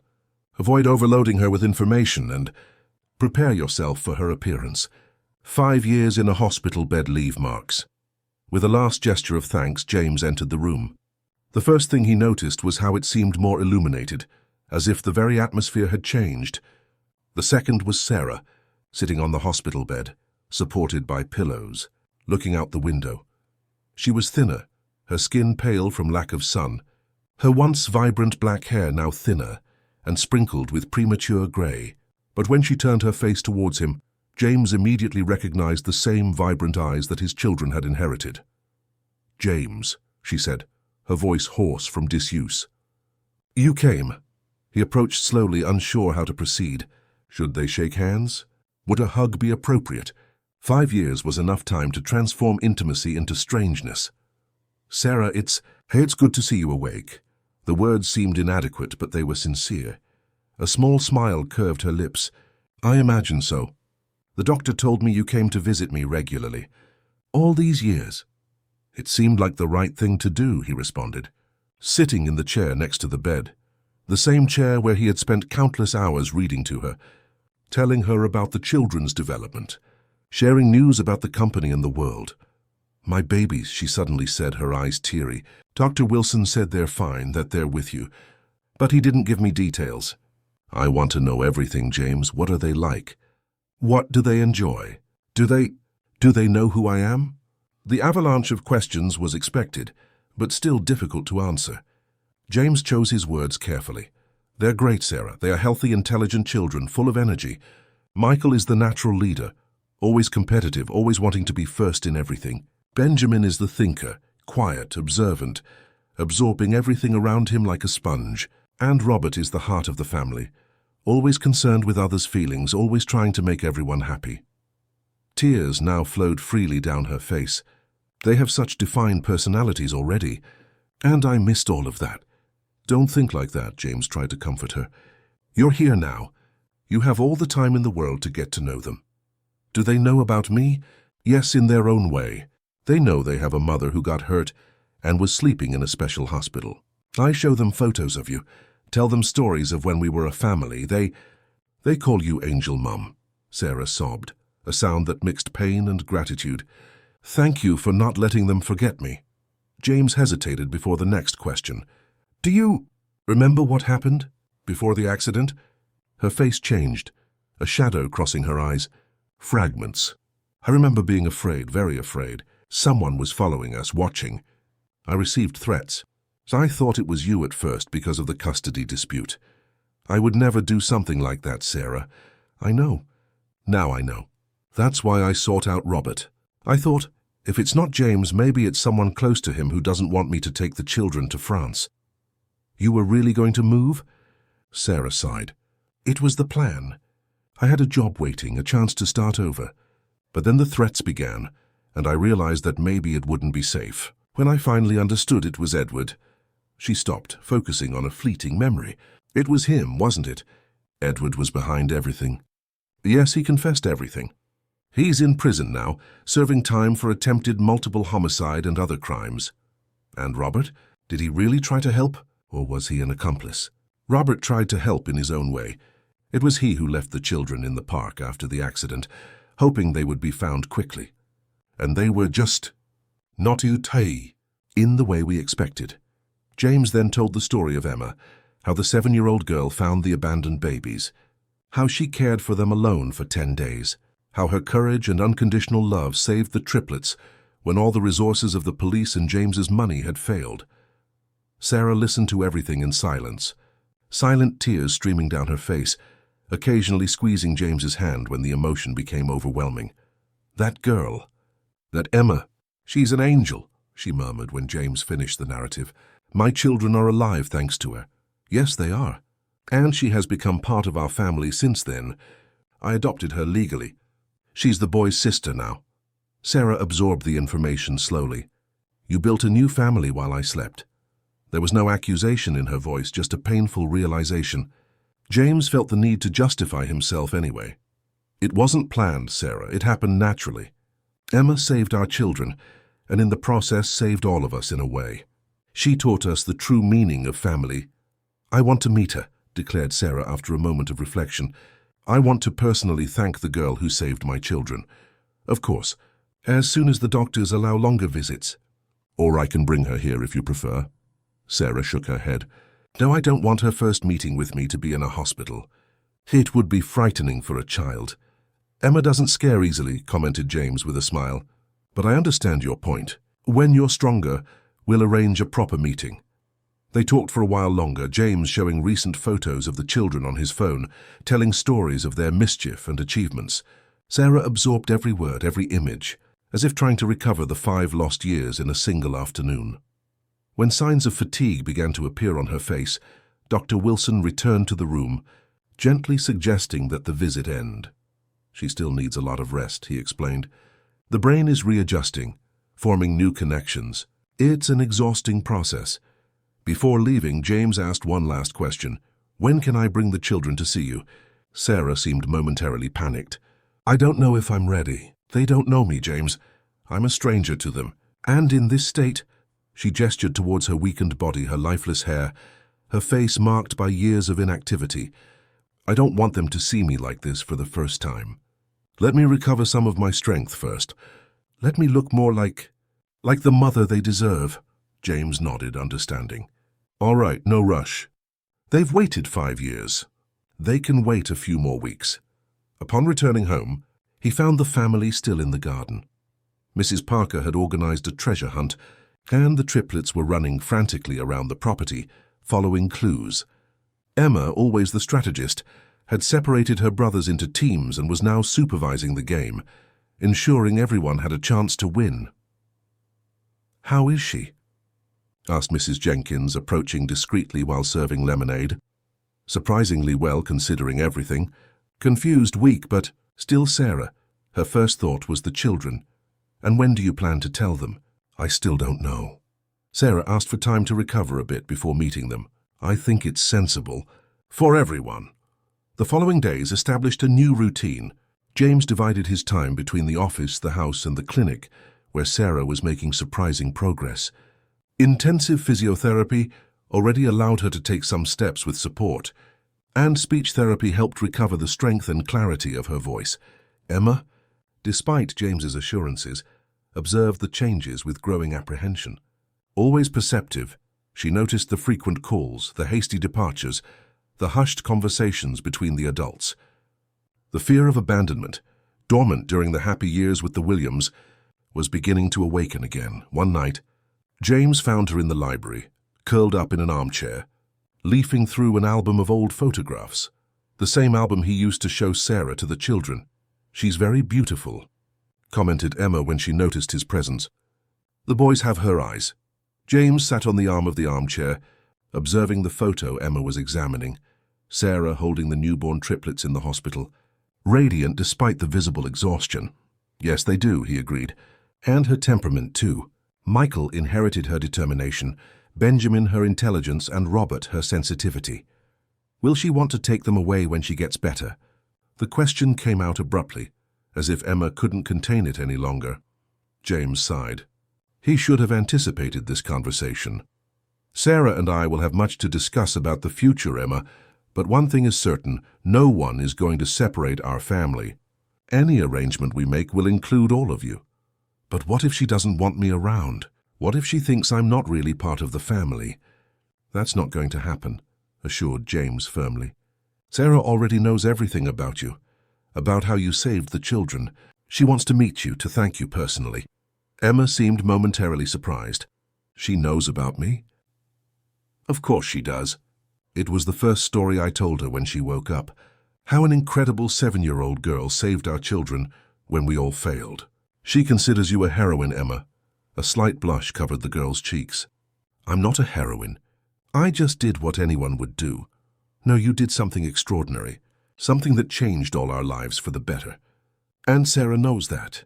She understands that you're an essential part of this family now. The conversation with Emma alerted James to the need to clarify the situation with everyone involved. The next morning, during his visit to the clinic, he directly addressed the issue with Sarah. We need to discuss the future, he began, as he watched his ex-wife take increasingly confident steps with the help of a walker. About the children, about custody arrangements, about how we're going to manage this new reality. Sarah stopped her exercises, turning to him with a serious expression. "I've been thinking about that too, and I've come to some conclusions. I'm listening. I don't want to fight over them, James, not again. We've already lost too much time with legal disputes in the past, and look where it led us." She paused, gathering courage. "The children have a stable life with you. They have a sister who adores them, a loving and structured family. Tearing them away from that would be cruel and selfish." James felt momentarily speechless, surprised by Sarah's maturity. "What are you suggesting exactly?" "I want to be part of their life, of course. I'm their mother, and I love them more than anything, but not at the cost of the happiness and stability they've achieved. I'm proposing a gradual approach, where I reintroduce myself into their lives without trauma or ruptures." "And how would we do that?" "To begin with, I could move close to your house. Rent a flat, maybe. I would start with supervised visits, casual encounters in the park. Nothing that would seem forced or strange to them. With time, when they feel comfortable with me, we can establish a more regular visitation schedule." James studied Sarah's face, looking for signs of hesitation or ulterior motives. He found none. "That's surprisingly reasonable," he admitted. "Almost too generous considering your legal rights." Sarah smiled sadly. 5 years in a coma give a different perspective on what matters, James. I don't want to waste another minute with legal battles or resentments. I just want to know my children, love them, be part of their life in some way." "And what about Emma? What about her?" "She's terrified that your return means she'll lose her place in the family, that you won't accept her." Sarah seemed genuinely shocked. "How could I not accept the girl who saved my children? On the contrary, James, I want to meet her, thank her, create a bond with her too.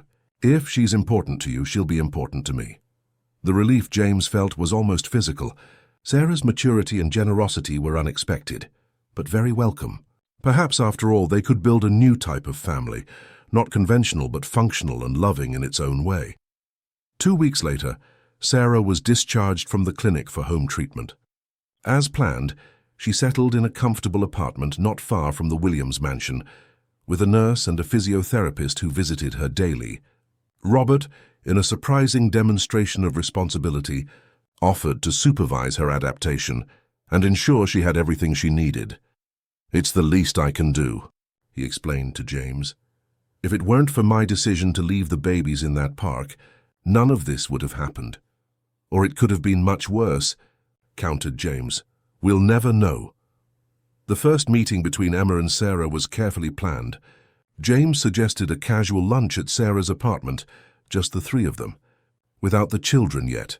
Mrs. Parker helped Emma choose nice but comfortable clothes, and Mrs. Jenkins prepared a basket of homemade sweets to take as a gift. "I'm nervous," admitted Emma as James drove to the apartment. "What if she doesn't like me?" "Impossible not to like you," he responded with an encouraging smile. "Besides, she already admires you even before meeting you. Remember that."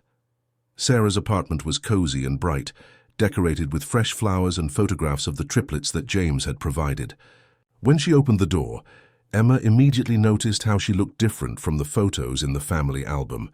Thinner, paler, with premature grey mixed with her dark hair, but her eyes, the same eyes as the children, shone with expectation and emotion.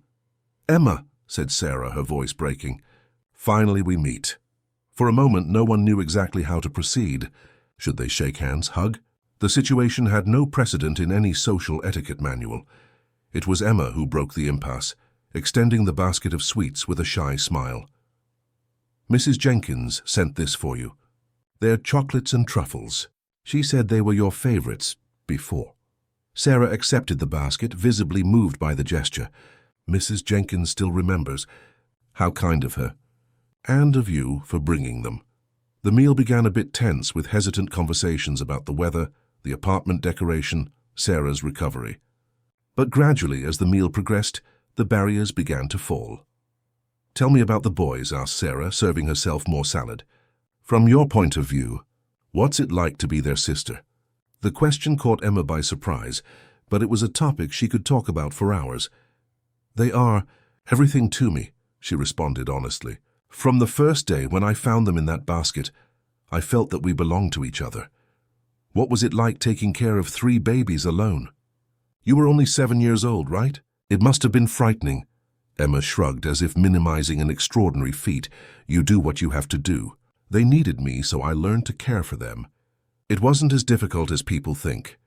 Babies are simple. They cry when they're hungry, sleepy, or dirty. The rest is love. Sarah and James exchanged looks of admiration. The natural wisdom of that child continued to surprise them. And now, what's it like being a Williams? Asked Sarah with a smile. It's like winning the lottery, but not of money. Of love, you know? Having a father who really cares. Brothers who adore me. A roof over my head and food on the table. I never thought I would have that. The simplicity and sincerity of the response deeply touched Sarah. Without thinking, she extended her hand across the table, covering Emma's small hand with hers. You deserve all that and more. Emma, you saved my children when I couldn't be there for them. I will be eternally grateful to you. The girl's eyes filled with tears, but she contained them with determination. You're not angry because I live with them. Because Mr. James adopted me. Angry? Sarah seemed genuinely confused. Why would I be angry? You're a gift to this family, Emma. I can't imagine the boys growing up without the big sister who always took care of them. The relief on the girl's face was palpable. Finally, the last great fear, that the triplets' biological mother would reject her, vanished. The rest of the meal proceeded in a much more relaxed atmosphere. Sarah asked Emma to tell stories about the children, their favorite games, their little personalities, funny moments of everyday life. The girl, animated by being able to share, filled the apartment with vivid and loving narratives about her brothers. When it came time to leave, the farewell was no longer strange or formal. Sarah hugged Emma spontaneously, and the girl returned the hug without hesitation. Come back soon, asked Sarah, and next time perhaps we can think about bringing the boys. If you think they're ready, of course. I think they are, responded Emma confidently. I'm sure they'll love meeting Angel Mum in person. In the car on the way home, Emma was thoughtful, assimilating everything that had happened. She's nice, she finally declared. Different from what I imagined, but nice. Different how? Asked James, curious about his daughter's perspective. In the photo, she looks perfect, like a fairy tale princess. But in person, she's more real. She has scars, grey hair, seems tired sometimes, but she's also strong, you know? You can see in her eyes that she's been through difficult things but hasn't given up. James smiled, impressed once again by Emma's sharp perception. Yes, Sarah has always been strong. Say it runs in the family and the boys inherited it from her. And do you think that you're going to live with her again, now that she's better? The question was innocent but loaded with meaning. James chose his words carefully. No, Emma, Sarah and I won't be a couple again. Our marriage ended even before the accident, but we'll be partners in raising the children. And that includes you too. We're a non-traditional family now, larger and more complicated, but still a family. Satisfied with the response, Emma turned her attention to the scenery passing by the car window, a small smile playing on her lips. In the following week, after several preparatory conversations, the big moment arrived. The triplets were going to meet their mother. James and Emma spent days explaining to them, in an age-appropriate manner, that Angel Mum had woken up from her long sleep and very much wanted to meet them. The reactions were varied. Michael, always curious and brave, was excited about the idea. Benjamin, the most cautious, asked dozens of questions about what it would be like, if she would be like in the photos, if they would need to call her mum immediately. Robert, the most sensitive, was mainly concerned whether their mother would be sad if they didn't recognize her. She'll understand, guaranteed Emma, helping them choose clothes for the meeting. She knows you were very little when she had to go sleep at the hospital. She doesn't expect you to remember her. But you're coming with us, right, Em? Insisted Robert, clinging to his sister's hand. We're not going without you. Of course I am, she promised. I wouldn't miss it for anything. The meeting was set for a Sunday, in a small private park near Sarah's apartment, a neutral environment, outdoors, where the children could feel more at ease and free to interact at their own pace. When they arrived, Sarah was already there, sitting on a bench in the shade of a leafy tree. She wore a simple but elegant dress, and her hair was tied in a simple bun. She looked nervous but determined to make this moment special. The children, upon seeing her, instinctively slowed their pace, suddenly shy. Emma and James also stopped, giving them space to process the moment. "Is that her?" whispered Benjamin, the most observant of the three. "Our mother?" "Yes," confirmed James softly. "Do you want to go meet her? Or do you need a little more time?" It was Michael who took the initiative, as always. Releasing Emma's hand, he took a few hesitant steps towards Sarah. His brothers, unable to let him go alone, soon followed him. Sarah remained seated, not wanting to intimidate them with sudden movements. Her eyes shone with contained tears as she observed the three boys, her boys, approach cautiously. "Hello," she said, when they were close enough to hear her. "You're even more handsome in person than in the photos." The triplets exchanged looks, communicating silently in the secret language they shared. It was Robert, surprisingly, who spoke first. "Are you the angel mum? The one who was sleeping in the hospital?" Sarah nodded, emotion making it impossible to speak for a moment. "Yes, I am, but you can call me just Sarah if you prefer. I know you don't know me very well yet. Why did you take so long to wake up?" asked Michael, direct as always. "My body needed a lot of time to heal," she explained simply. "But I thought about you every day, even while sleeping." Benjamin, who had remained silent, studying her with attention, finally spoke. "Your eyes are like ours." Sarah smiled. "Yes, all three of you have my eyes. And your father's smile." Slowly, the conversation flowed. Sarah had brought small gifts, nothing extravagant, just illustrated books she loved as a child, and that she hoped to read to them someday. The children, delighted with the attention and the gifts, began to relax, sitting on the grass around her while examining the books. Emma and James observed the scene from a respectful distance, wanting to give space for the bond to form naturally. "They seem to be getting along well," commented Emma. "Yes, it seems so. Sarah always had a special way with children. She was a teacher before everything." Eventually, it was Sarah herself who called the two to join the group. Hesitantly, Emma sat next to her brothers on the grass while James occupied a space on the bench beside Sarah. "Emma has been telling me all about your adventures," said Sarah to the children. "It seems you have a lot of fun together." "Em is the best sister in the world," declared Michael with conviction. "She knows how to make kites, tells the best stories, and isn't afraid of anything. And she always lets us sleep in her bed when there's a storm," added Robert. "And she taught us to read even before going to school," completed Benjamin, always valuing knowledge above all else. The pride on Emma's face was unmistakable, even as she tried to minimize the compliments with a hand gesture. "I just do what any sister would do." "No," Sarah gently corrected. "You do much more, and I am eternally grateful for it." The afternoon passed quickly, with improvised games, shared stories, and a snack brought by Mrs. Jenkins. When it came time to leave, the children no longer seemed so intimidated by Sarah's presence. They had found in her a kind and loving figure, who listened to them with genuine attention and answered their questions without condescension. "Can we see you again?" asked Robert at the moment of farewell, surprising everyone with his initiative. "I would love that," responded Sarah, moved. "Whenever you want." "Tomorrow?" suggested Michael, always impatient. The adults laughed. "Maybe not tomorrow," explained James. "Sarah still needs to rest quite a bit to get strong again, but soon for sure." In the months that followed, a new normality was established. Sarah became a regular presence in the children's lives, beginning with short, supervised visits that gradually evolved into longer outings and even occasional nights at her apartment. Emma, initially cautious, came to see Sarah as an ally and eventually as a friend. 1 year after Sarah's awakening, the family gathered for a special celebration. Not just the anniversary of her return to consciousness, but also the final signing of the documents that formalized the shared custody agreement between her and James.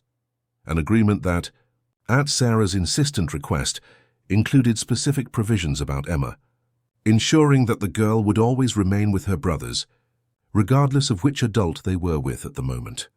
The party took place in the garden of the Williams mansion, now decorated with colored lights and tables arranged under the trees. Everyone was there: James, Sarah, the triplets, now 6 years old, Emma, about to turn 13, Mrs. Parker, Mrs. Jenkins, Robert, and even Dr. Wilson, who considered Sarah's case one of the great miracles of his career. While the adults talked and the children ran around the garden in an elaborate game of tag, Emma found a moment to sit alone on the edge of the small ornamental lake. She reflected on how her life had changed so drastically in such a short time.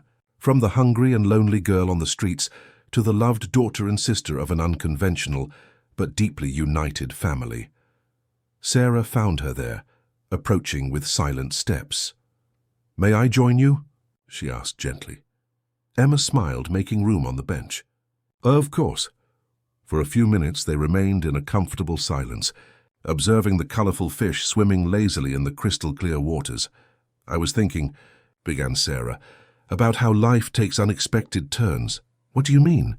"Well, if someone had told me 6 years ago that I would be in a coma for 5 years, that my children would be saved by a street girl, and that upon waking up, I would find a completely different family from the one I left, I would have thought it impossible.